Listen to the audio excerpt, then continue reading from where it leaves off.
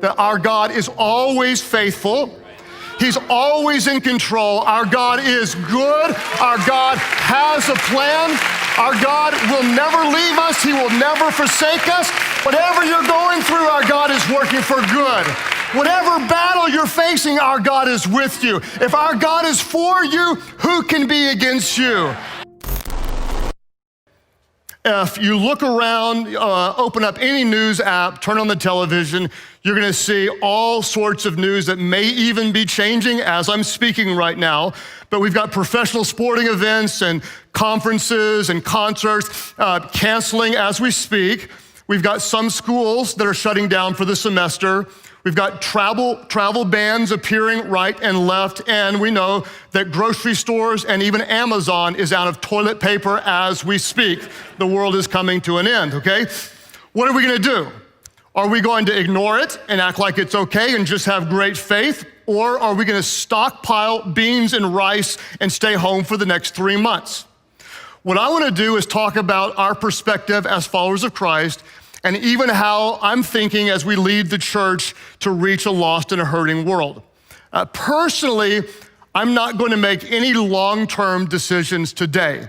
We're not going to say definitively, here's what's going to happen over the next 3 months or 5 months or whatever. I've found that in a time of crisis and panic, it's best not to project out into the future. It's always best to make wise decisions based on what we know today in this moment.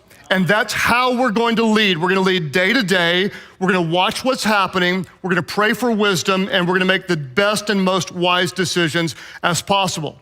Now, as disciples of Jesus, I hope you'll know that the filter that forms our decisions is very different from this world.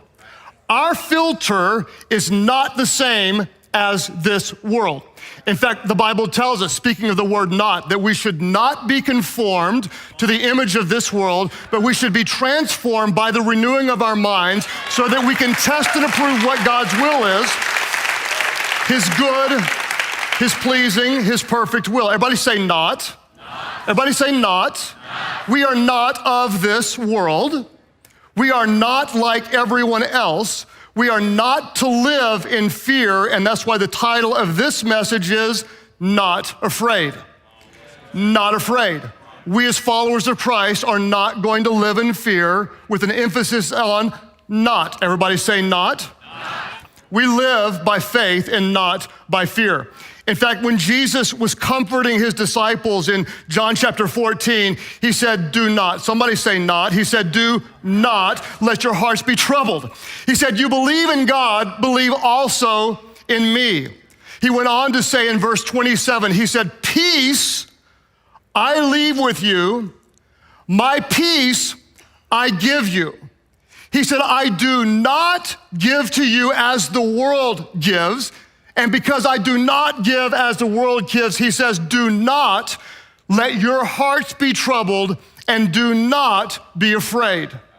I hope that there's someone here that if you've been living in fear, if you're anxious all the time, if you're afraid of what's going to happen, where the economy is going, where the world is going, because we know Jesus, we do not live in fear. He gives us a peace that is not of this world. It is from his kingdom. We live by faith and not by fear. In fact, I love the way the New Living Translation translates the words of Jesus when it says this. Jesus said, I am leaving you with a gift.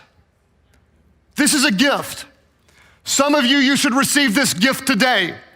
If someone gives you a gift, you should be excited. And when you open up the gift, you cheer and you say, thank you for this gift. Our God is giving you a gift. And the gift he gives is peace of mind and heart. When the rest of the world lives in fear, we open up the gift from our God. Peace of mind and peace of heart. A peace that is not anything this world would understand. Is a peace that only comes from heaven. Jesus says, the peace I give is a gift the world cannot give. So don't be troubled or be afraid. I hope you'll understand that God is not sitting in heaven doing the one-handed clap. Boom. I didn't see this coming.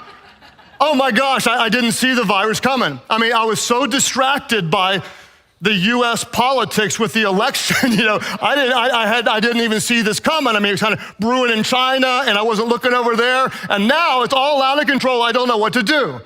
God is not panicked. He's not taken aback. He is not surprised. He is not afraid. We have to remember that our God is always faithful. He's always in control. Our God is good. Our God has a plan. Our God will never leave us. He will never forsake us. He's working in all things, everything, everywhere, every day. He will not leave you. Whatever you're going through, our God is working for good. Whatever battle you're facing, our God is with you. If our God is for you, who can be against you? Our God is present and He is always good. We, as followers of Jesus, we live by faith and not by fear. In fact, speaking of nots, the Apostle Paul said this in 2 Timothy 1:7. He said, for God has not, somebody say not. For God has not given us a spirit of fear and timidity, but of power and of love and of self-discipline. We are not panicking. We have the peace from heaven. We are not fearful. We live by faith. Paul said this, for we live by faith and not by sight. We live by faith and not by fear. Could somebody tell God, thank you for His gift of peace?